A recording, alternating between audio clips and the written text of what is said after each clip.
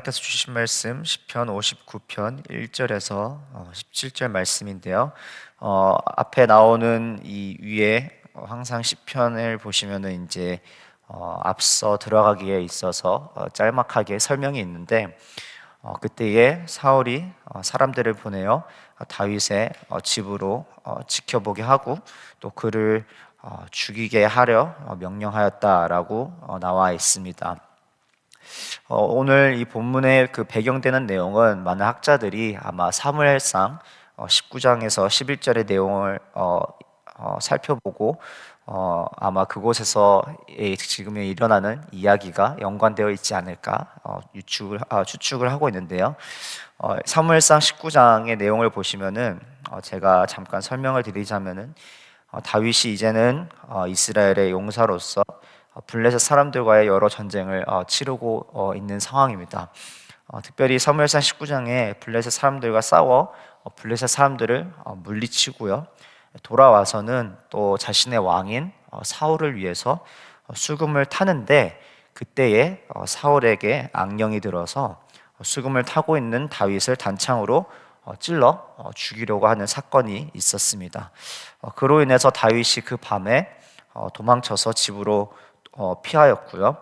그럼에도 불구하고 다윗의 그 집까지 바로 사울이 전령들을 보내어서 밤에 기다려 아침에 죽이도록 명령하는 사건이 있었습니다.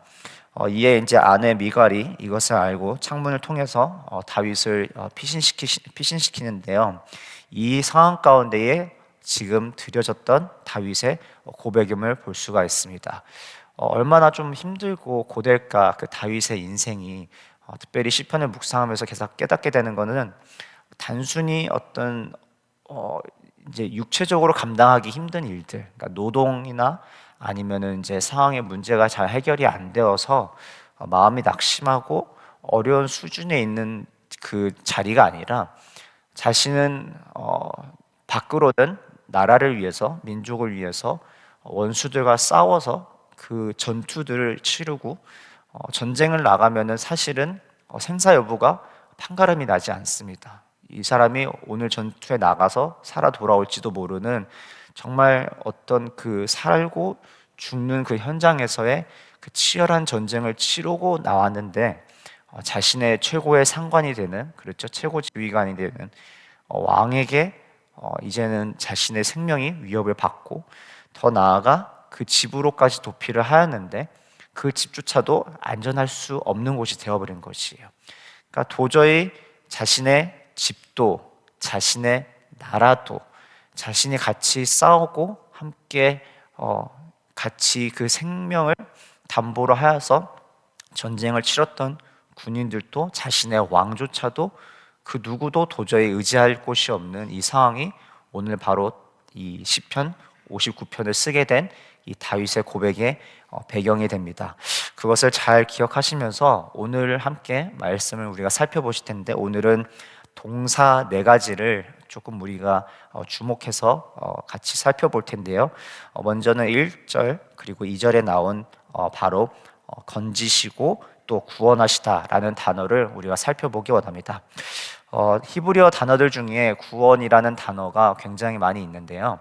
특별히 오늘 1절과 2절에 나오는 단어들 중에 이제 내용들 중에 1절을 보시면은 나의 하나님이여 나의 원수에게서 나를 건지시고, 그리고 2절을 보시면은 나를 구원하소서라는 단어를 우리가 첫 번째 요점을 함께 같이 집중해서 살펴보기를 원합니다.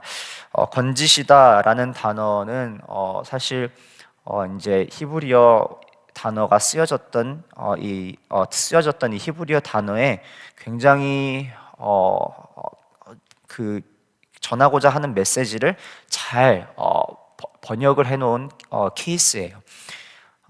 이제 그 이 건지시다라는 히브리어 단어는 적어 놓으시면 좋은데 아시는 분들은 또 잘 아실 수 있는 단어입니다. 나찰이라는 단어예요. 나찰. 동사로 되어 있는 이 나찰, 이 히브리어 나찰이라는 단어는 사실은 이제 성경에서는 구하다, 구원하다라는 단어로 많이 사용이 되고요. 뜻으로도 많이 이용이 되지만은 그 어근이 되는 그 표현을 잘 살펴보면은 잡아채다, 빼앗다라는 의미를 갖고 있어요. 잡아채다, 빼앗다. 자, 이것이 어떻게 건져내다 또 그러니까 건져내다라는 뜻으로 오늘 성경에서 번역되었을까라고 봤을 때에 제가 어렸을 때에 이제 부모님과 같이 이제 가족 여행을 가게 되면 한국은 이제 계곡이 많잖아요. 산도 많고 계곡도 많고 또 여름에는 이제 가족들이 바다로도 같이 여행을 가는데 계곡이었는지 바다였는지 정확히 기억이 나진 않지만은 굉장히 어렸을 때에 제가 한번 깊은 물에 휩싸여서 떠내려간 적이 있었던 것 같아요.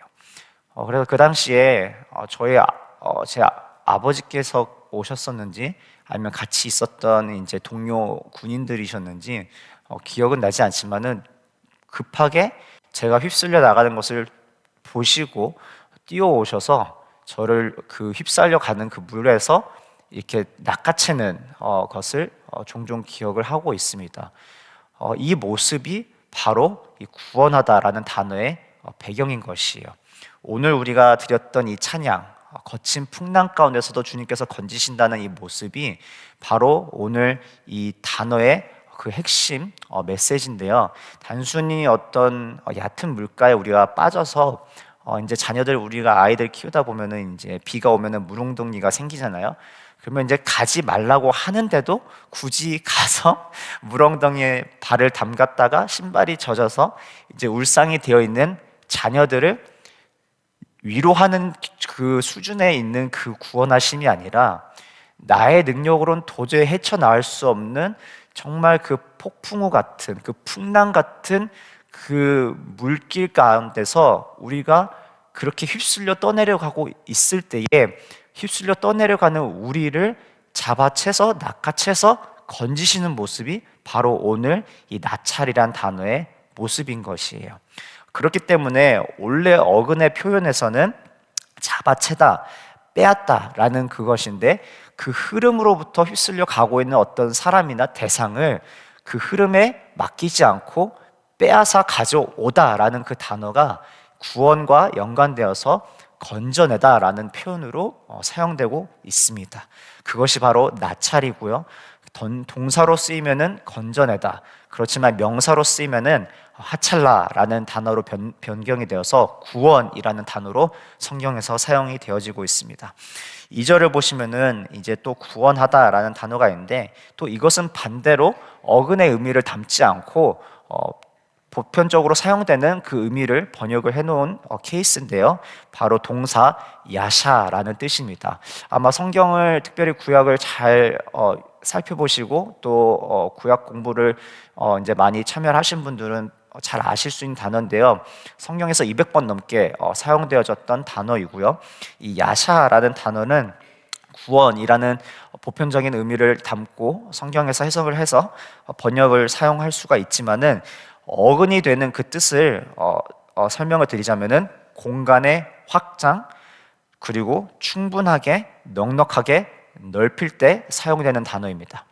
어근의 원래 의미는 본래의 이 단어 야샤의 의미는 공간의 확장 그리고 충분 그리고 충분하게 넉넉하게 넓힘이라는 뜻을 담고 있어요. 구원이라는 이 한글 번역뿐만 아니라 다른 곳에서 성경에서 어떻게 사용되어졌냐 연구를 해봤더니 자유케 하다, 승리케 하다라는 뜻도 담고 있는 것이 야샤입니다. 자, 전쟁의 포로들을 우리가 잠깐 생각해 볼까요? 전쟁에서 승패가 갈림이 되어서 전쟁에서 이제 패장국들, 그 패잔병들의 모습을 보면은 자유함이 없습니다. 모든 권리가 박탈이 되고 먹는 것, 생활하는 것, 사람이 가질 수 있는 그 모든 인격과 권리를 박탈되어서 최소한의 생존의 여건만 남겨놓고 살아가고 있는 모습을 보게 돼요.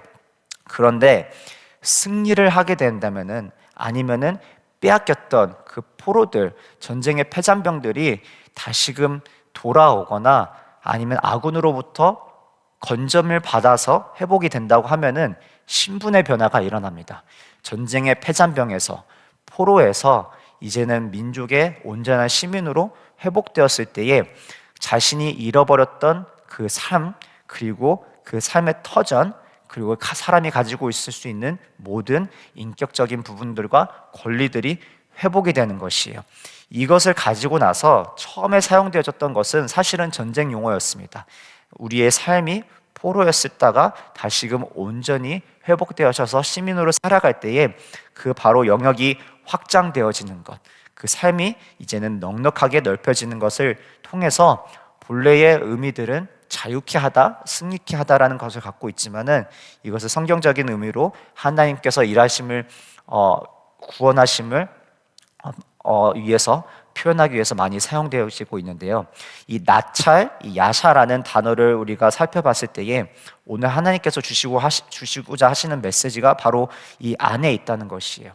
우리가 어려움 가운데에 우리 자신이 빠져들었을 때에 도저히 우리의 능력으로나 힘으로나 스스로 일어날 수 없을 때에 아니면 정말 이 악하고 정말 이 사망의 왕노를 타는 이 시대에 수많은 거짓된 뉴스와 또 이야기와 정보들과 유혹들 가운데에 휩쓸려 갈 수밖에 없었던 우리들을 건져내시고 더 나아가 이제는 우리의 삶의 자유함을 또 영적 승리를 허락하여 주셔서 우리의 지경이 삶이 넉넉하게 확장되는 모습을 바라보게 하시는 하나님을 만나게 됩니다.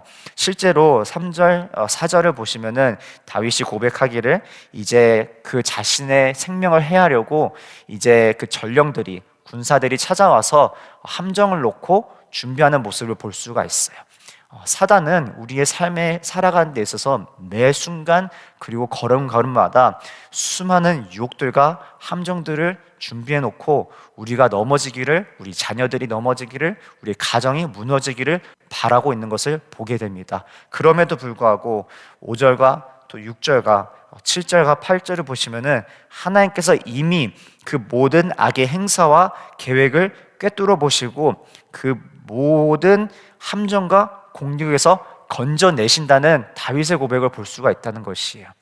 우리의 하나님께서 설령 우리가 삐끗하고 아니면 설령 우리가 잠시 넘어짐에도 불구하고 그 넘어진 자리에서 우리를 만나주시고 또 삐끗거려서 흔들리는 우리를 붙잡아 주시되 궁극적으로 우리 삶에 있어서 그 수많은 죄의 행사와 또 계획과 함정과 역사를 능히 막아내시고 그 사전에 우리가 넘어지기 이전에 특별히 우리 자녀들 어렸을 때 여기 계신 우리 성도님들 다 저희 이제 저의 입장에서 현우와 서진이 나이 때 아이들 다 키워보셨을 텐데 이렇게 가다 보면은 엊그저께도 저희 서진이가 이제 학교 가다가 앞에 이제 안 보고 너무 신나서 막 이렇게 막 동동 이게 살짝 이렇게 방방 뛰는 듯이 이렇게 걷다가 앞으로 넘어져 버렸어요. 앞으로 넘어졌는데 보통은 제가 이제 잘 이렇게 손을 잡아주고 갈 텐데 그날 이제 학교에 가져가야 될 짐이 좀 있다 보니까 손이 이제 모자라서 못 붙잡아줬었는데 아이들이 이렇게 가다가 행여나 그 앞에 무슨 이제 위험한 것이 있거나 넘어질 수 있는 부분이 있으면은 어떻게 하나요? 부모님들이 바로 이렇게 잡아채잖아요. 낚아채잖아요. 그렇듯이 하나님께서 우리를 흔들릴 때에 넘어질 때에 말씀으로 또 사랑으로 또 은혜로 우리를 붙잡아 주시고 넘어지지 않도록 아니면 그 모든 유혹과 죄의 행사와 계획 가운데 함정에 휩쓸리지 않도록 건져내신다는 것입니다. 그 건져내시는 하나님을 우리가 믿고 바라볼 때에 비로소 우리에게 허락하실 이 은혜가 있기 때문에 우리의 삶 가운데 늘 항상 우리의 시선이 마음이 하나님께 두어지는 저와 여러분 되기를 주님의 이름으로 축원드립니다. 건져내시는 하나님, 어느 상황 가운데서도 우리가 억압되고 우리가 정말 우리의 가정이 삶이 죄로 채워지고 아니면 그의 어떤 그 사망의 왕노릇하는 그 역사함 가운데 놓여지지 않고 오히려 정말 자유함 같이 누릴 수 있는 하나님의 시민으로 만드시고 자녀로 만드시는 그 하나님, 이제는 두 번째 오늘 요점을 좀 넘어가면은 9절과 10절에 더 나아가 다윗의 고백 가운데에 바로 우리가 오늘 우리 삶에 적용해야 될 또 적용하도록 또 주시는 메시지가 있는데요, 바로 의지할 힘과 은혜로 바로 만나주시는 하나님이시라는 것입니다.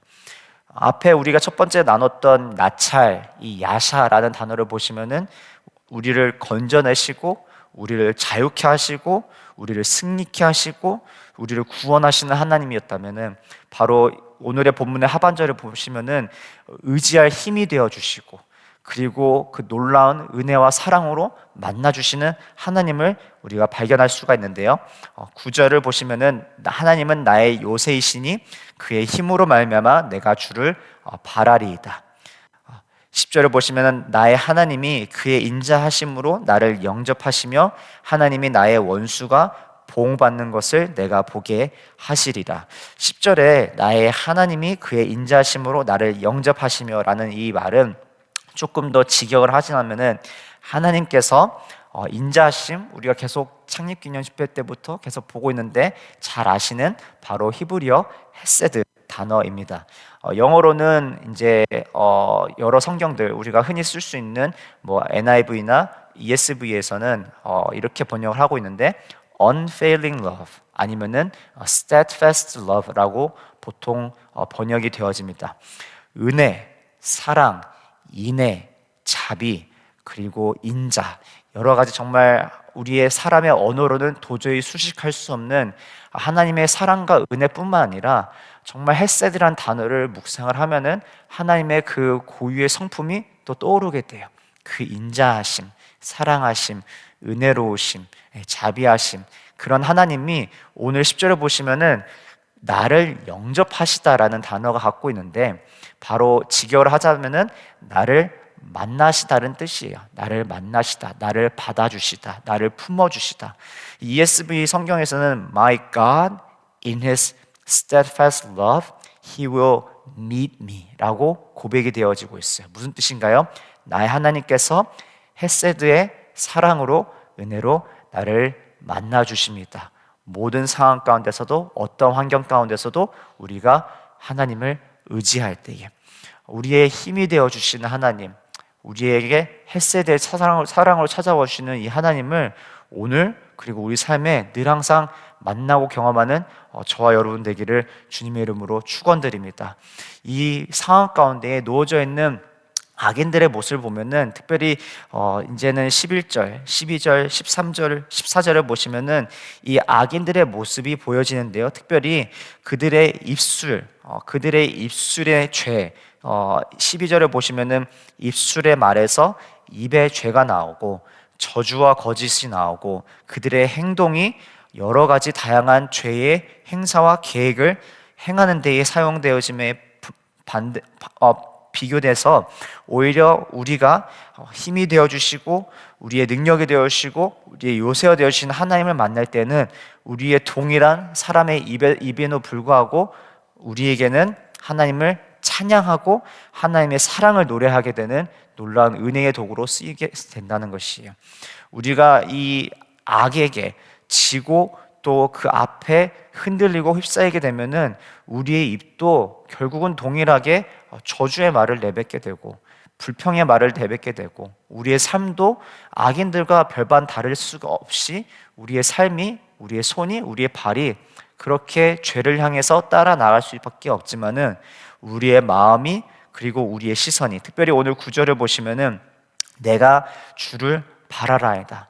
그러니까 계속해서 지속적으로 주님을 바라보고 있는 우리의 시선을 계속 오늘 도전하고 있는 것이에요.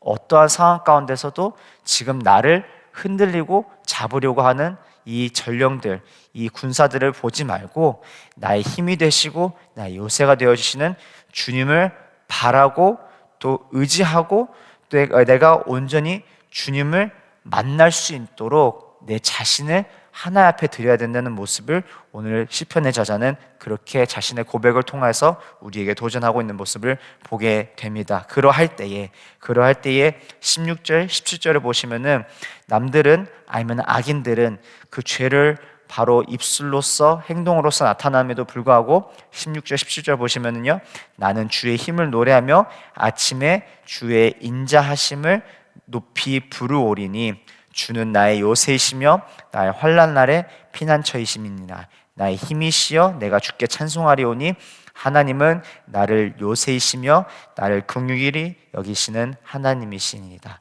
우리를 이겨낼 수 있는, 넉넉히 우리가 승리할 수 있는, 그리고 또 오늘 하루를 살아감에 있어서 기쁨과 감사의 자리로 나아갈 수 있는 것은 환경에 달려있지 않고, 문제 해결에 되지 않고, 오늘 9절에 10절의 두 번째 요점인데요, 바로 하나님의 힘에 있고, 바로 하나님의 그 헤세드, 사랑과 은혜와 인자에 있음을 고백하게 됩니다. 우리 사랑하는 성도 여러분, 우리는 오늘 무엇을 의지하고 또 무엇을 바라고 있는지, 무엇을 소망하고 있는지 우리의 마음을 다시 한번 점검하고 우리의 삶이 온전히 하나님을 향하여 나아가는 저와 여러분 되기를 간절히 주님의 이름으로 축원드립니다. 정말 우리가 고백하고 바라는 것, 우리가 의지할 자 하나님이심을 단순히 입술뿐만 아니라 그렇게 날마다 경험하고, 특별히 어려운 상황 가운데에 오히려 모든 사방팔방이 막혀 있을 것 같은 상황, 특별히 오늘 제가 앞에서 설명드렸던 이 다윗의 상황이 무엇이었죠? 정말 그 긴 어려운 힘든 전쟁을 치르고 지친 이 몸이 정말 의지할 곳 하나도 없는, 심지어 나의 집으로 돌아왔음에도 불구하고 그 집까지 이제는 나의 생명의 위험이 되는 그 바로 군인들이, 전령들이 쫓아오는 그 상황 가운데에, 그럼에도 불구하고 다윗이 노래하고 찬양할 수 있는 것은 그 어려운 상황 가운데서 도저히 도피할 수 없을 것 같은 모든 상황 가운데서 유일한 피난처 되어주시는 하나님께서 오히려 다윗을 찾아와 주시고 만나 주셨던 그 은혜가 있기 때문이었습니다. 우리가 함께 오늘 이 시간 같이 오늘 본문을 기억하면서요 기도하기 원하는데요, 제가 올해 연말 연초에 이런 사건들을 여러 가지 이제 가정에서 또 저 여러 가지 상황 가운데에 어려움들과 또 감사한 일들을 겪으면서 여러 가지 마음에 또 생각이 들고, 또 하나님 주셨던 은혜들을 정리하는 시간들을 갖고 있습니다. 특별히 오늘 본문을 묵상하면서 하나님께서 저에게 개인적으로 주셨던 메시지는 예준아, 온전히 나를 의지하고 신뢰하여라라는 메시지였어요. 정말 그 어떤 환경이 정말 도사리고 있고, 정말 그 위험이 찾아오는 것을 느끼고 있고, 다윗은 실제로 오늘 고백을 보면은 사울이 그 전령들을 보내어 자기 집까지 쫓아오도록 하게끔 하였고, 그 밤새 함정을 파놓고 그 다음날 자신의 생명을 해하려는 것을 알고 있는 듯한 여러 가지의 뉘앙스를 보여주고 있습니다. 그러니까 문제가 다가오고 있고 어려움이 해결되지 않을 것 같고 도저히 상황이 나아지지 않을 것 같은 이 모든 환경 가운데서 오늘 본문을 통해서 저에게 하나님께서 예준아, 더 나를 의지해, 더 나를 믿고 신뢰해봐 라는 메시지로 계속 오늘 찾아와 주셨던 하나님을 발견하게 되었습니다. 그 모습을 보면서 내가 정말 하나님을 온전하게 믿고 신뢰하지 못하였구나, 나의 두려움과 걱정과 염려도 하나님의 손에 온전히 맡겨지지 못했구나, 정말 이 시기에 내가 입술로는 그렇게 고백하였지만은 나의 마음은 여전히 문제 해결하는 데 급급했었고, 빨리 상황이 나아지는 데에 나의 마음이 정말 그 모든 것을 쏟아부었고, 지금 이 처한 이 환경 가운데 두려움과 공포에 내가 휩쓸려 있었구나라는 것을 발견하게 되었어요. 그러면서 오늘 말씀의 10절을 보면서 이 환경 가운데서도, 이 상황 가운데서도 오히려 정말 그 드높은, 그 어느 것보다 비교할 수 없는 그 헤세드의 사랑과 은혜를 누릴 수 있는 것을 하나님께서 허락하셨는데, 넘어졌다면 그 넘어진 자리에서 하나님을 만나게 하셨고, 흔들렸다면 그 흔들림을 통하여서 하나님께서 나를 붙잡아 주심을 경험하게 하여 주셨고, 이 어려움과 상황과 문제 가운데서 그것을 능히 이겨내고 모든 막혀있는 그 상황 가운데 길을 만들어 주시는 하나님을 경험하는 은혜를 예배하셨는데, 내가 오히려 말씀과 기도 가운데 머물지 못함으로써 이것을 내가 놓치고 있었구나라는 것을 다시 한번 깨닫게 된 오늘의 말씀이었습니다. 우리 사랑하는 성도 여러분, 우리가 어떠한 상황 가운데서도, 환경 가운데서도 주님을 바라는 저와 여러분 되기를 주님의 이름으로 축원드립니다. 이 시간 우리 함께 같이 기도하실 것은, 하나님, 우리의 시선이 지금 눈앞에 보여져 있는 상황과 문제에 나아가지 않고 온전히 하나님을 바라게 하여 주시고, 아버지, 쓰러진 곳에서, 넘어진 곳에서, 상처받은 곳에서, 그리고 낙담한 자리에서 오히려 하나님의 헤세드를 경험할 수 있는 은혜를 허락하여 주시옵소서. 아버지, 우리가 휩쓸릴 때에 여러 가지 상황과 또 감정과 지금 일어나고 있는 그 문제들 앞에 우리의 삶이, 우리의 마음이 휩쓸려 가지 아니하도록 건져내신 하나님, 우리를 붙잡아 주시는 하나님, 우리의 사방팔방이 막혀서 우겨쌈을 당하여도 자유케 하여 주시고 우리로 하여금 지경을 넉넉하게 넓히시며 확장시키시는 놀라운 하나님의 은혜를 경험하는 우리 모두 되게 하여 주시옵소서. 우리 함께 같이 주님 이름 한번 부르고요, 기도의 자리로 나가도록 하겠습니다. 기도하시겠습니다.